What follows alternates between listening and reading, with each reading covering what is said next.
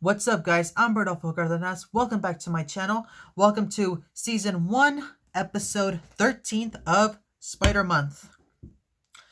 Now, I appreciate you guys, your theories out there, because I know you guys shared a lot of theories on the previous episode of Spider-Month. You guys shared some excellent theories on if Spider-Man was real. And big thumbs up to you guys. A big shout out to all of you guys who shared you guys' theories. Thank you guys so much. And let's just cut down to the chase, shall we? So most of you guys who don't know that I still hold a grudge for something that happened to me in high school.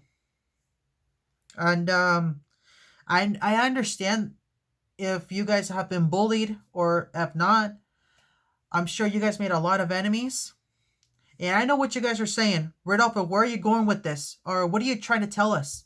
Well, funny that you mentioned it. Well, as you read for today's title and thumbnail, that if I, Rodolfo, if I were Spider-Man, who would I would love to have as an arch nemesis?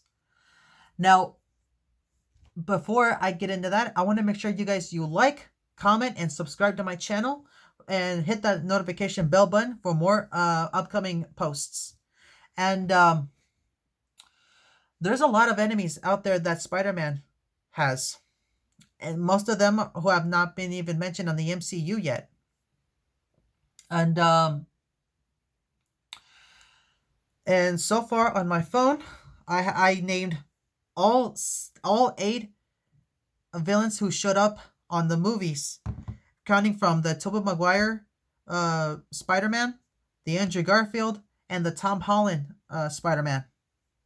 So let's get down right to it. So the first one from the first Spider-Man, it was Norman Osborn, aka Green Goblin. There's Dr. Octopus, or Dr. Otto Octavius. There's Flint Marko, the Sandman. There's Eddie Brock as Venom. There's so all these 4, they're the Tobey Maguire Spider-Man. From the Andrew Garfield are Dr. Kurt Connors as the Lizard, and then there's Max Dillon, aka Electro. So those are 2 of the Andrew Garfield Spider-Man. And then there's the Vulture, aka Adrian Toomes as the Vulture. And then there's Thanos from the Avengers.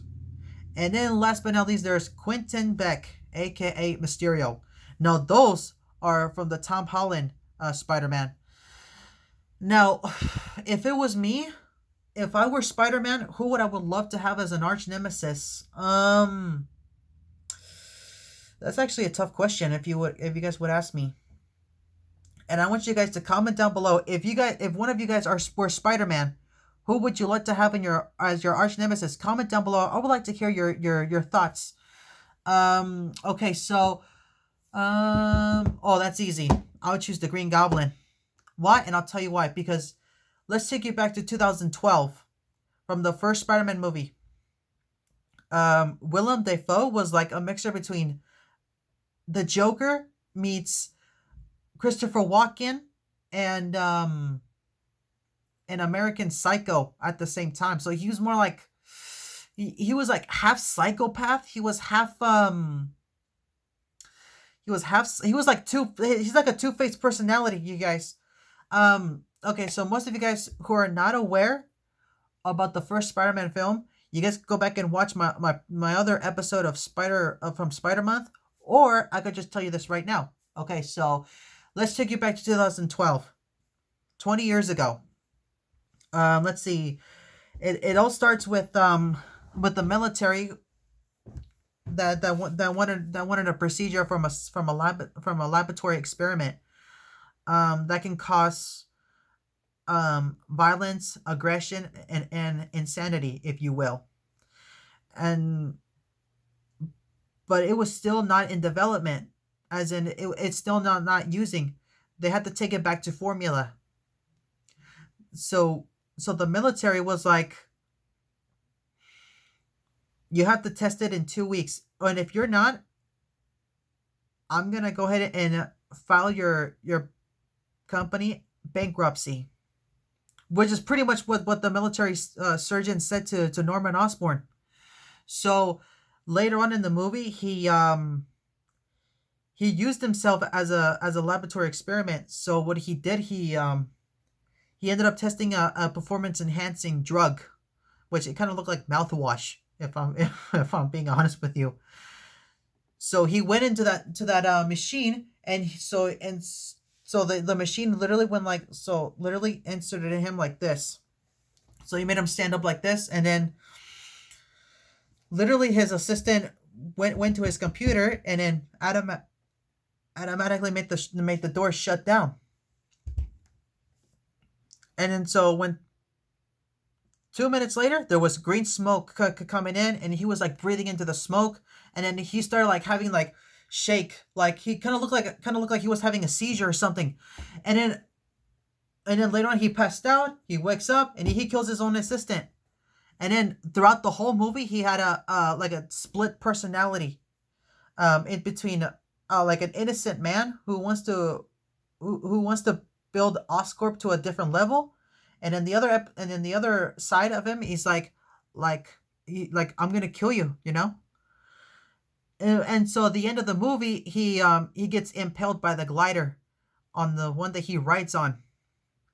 But in Spider-Man No Way Home, he comes back. He just doesn't even remember his own death. He A spoiler alert, you guys. Yeah, like I said, he doesn't remember his death. The only thing he knows, like, there's somebody living in his home. His son Harry passed away.